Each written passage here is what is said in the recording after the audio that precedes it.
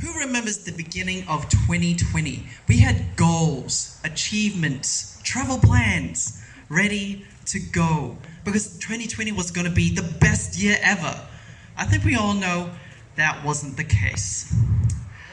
My story starts on the 26th of February last year when I moved over from New Zealand to Australia to a city called Newcastle, New South Wales. I was super amped, super excited because it was a new country, new city, new job, a new lease on life. So when I touched down in Australia, there was this thing called Corona. And Corona was talked about as if it was an overhyped flu. Then lockdown happened at this new job, and I'm thinking, you know what, it should be fine.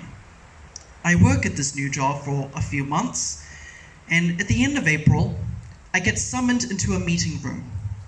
In this meeting room, I've never seen or heard of before, and there are two HR ladies in there. They're already in tears. My boss is also there. She has driven from Sydney to Newcastle, which is a 2-hour drive, and she is also already in tears.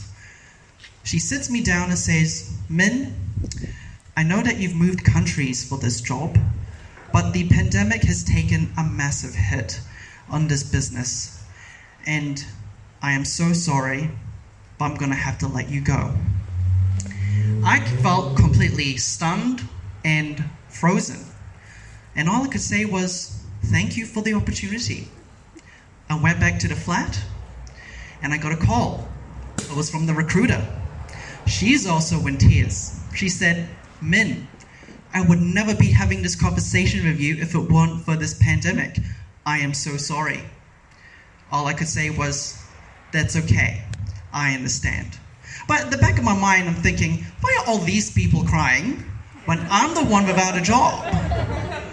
I'm in a new country, a new city, during a pandemic, recently made redundant, and also Asian. The circumstances couldn't have been better.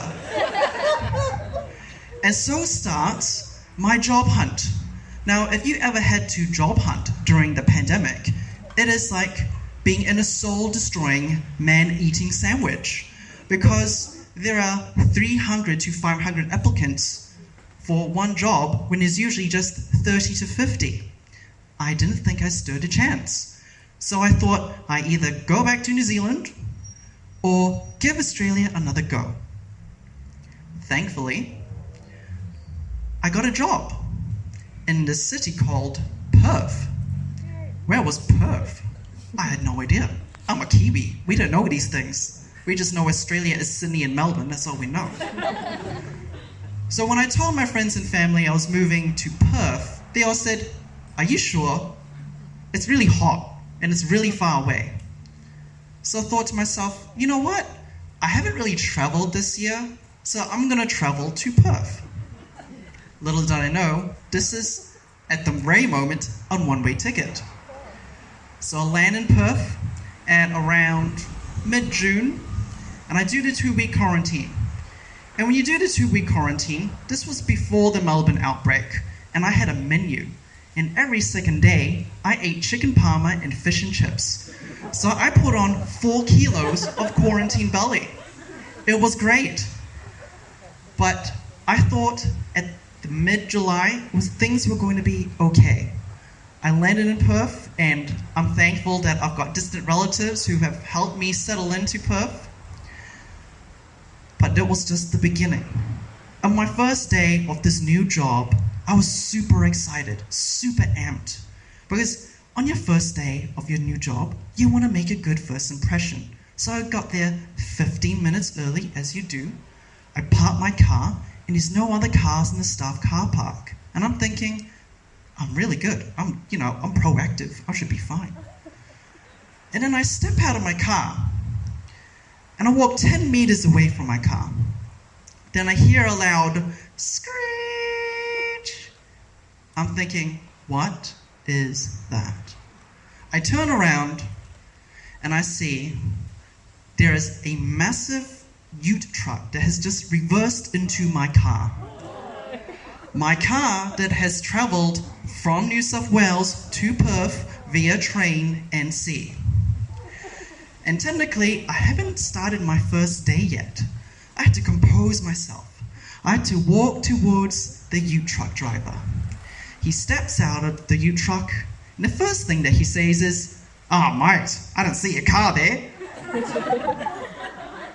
All I could say was, "Bro, there are no other cars around." I got his details. His name is Murray.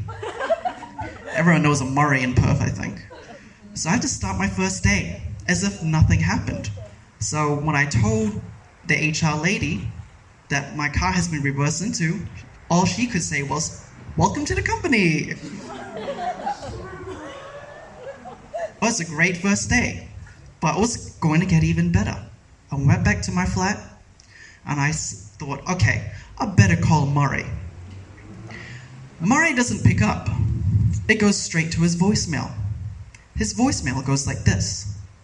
10 seconds of pure silence. Then he says, "Fuck off." So I'm thinking, is this what all Western Australians' voicemails are like? Concise, but very rude. And you have to remember that Murray is the third person I've ever met in Western Australia. So I thought, I better get used to this. That was mid-July. And I thought, you know what? 2020's been a roller coaster. I think it should be okay now. I'm past halfway. I was wrong. 3 months later, in September, there was a work conference. And at this work conference, it goes on for 3 days. The first day was a dairy farm visit, because that's the industry I work in. And in this dairy farm were cows, a lot of cows. And me being the curious person thought, how about I milk a cow to make it look like I'm doing some sort of community service on this work conference? Everyone else was standing a good 100 meters away from said cows because they had common sense. I milked my first cow and she's perfectly fine. She's pretty happy. Then the dairy farmer says, how about you milk another one? Can't really say no to a dear old sweet dairy farmer. So I said, okay, sure. So I get the milking equipment and the next cow comes through. And I'm going to call this cow Daisy. And Daisy, I think, was a racist cow. Because Daisy probably knew I wasn't from Perth. Daisy had so much shit on her tail. And I'll never ever forget the sound. As I approached Daisy, all I could hear was a and I had shit all over me. Head to toe. The farmer turns around and says, oh, you got shit all over you. I'm really surprised that she's surprised because she's a dairy farmer. And everyone else at this conference turns around and sees the whole thing and they go, oh, man's got shit on him. At this point, I knew my authority at this company has been forever compromised. I am the new guy that has been shat on by a cow. And the only guy that has been shat on by a cow. And that was day one of a 3-day conference. Second day was the actual conference. And everyone gave some presentations. At the end of the presentations, they all said, we're really busy with all these projects. But at least we didn't get shit on like men. That was every single person who presented.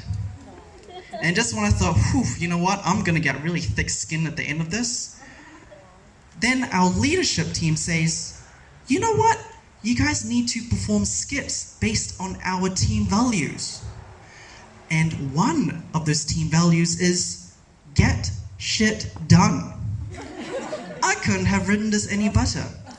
But unfortunately, I wasn't on this team who was going to do the skit, but everyone looked at me because I was the target for any skit done that night. So when they did this skit, I will do a mini reenactment. They pretended to be on a toilet, pretended to run out of toilet paper, and when they finished their pretend business, they looked down and said, "Oh, Min, we didn't see you down there." The bastards. This was like some kind of extreme character building exercise or some kind of hazing. My self-worth, my confidence, and my everything was just going down to zero. I was like, oh my gosh, what am I gonna do? And then one of my colleagues says, "Min, do your stand-up. Because I had done stand-up back in New Zealand. And at that moment, I had two options. One, run back to the hotel room, cry, and pretend it was all just a bad dream. Or two, give them the best improvised stand-up set they had ever seen. I decided to go with the latter, because when you've been shat on by a cow, you've got nothing to lose. So I performed and delivered an improvised stand-up set detailing my very first day, blow by blow, my encounter with Murray, all the way my encounter with Daisy. And on the third day, people came up to me and said, "Min, that was the highlight of the whole conference." I felt some kind of redemption. Thank goodness. And that kind of summed up my whole entire 2020, because you can actually see the bullshit coming. You can acknowledge the bullshit, but you don't need to accept the bullshit. And if I look back in hindsight, I think I did go through some kind of breakthrough, a transformation, and even some travel plans. So 2020 wasn't such a shitty thing after all. It allows us to tell stories like this. Thank you for listening to my story.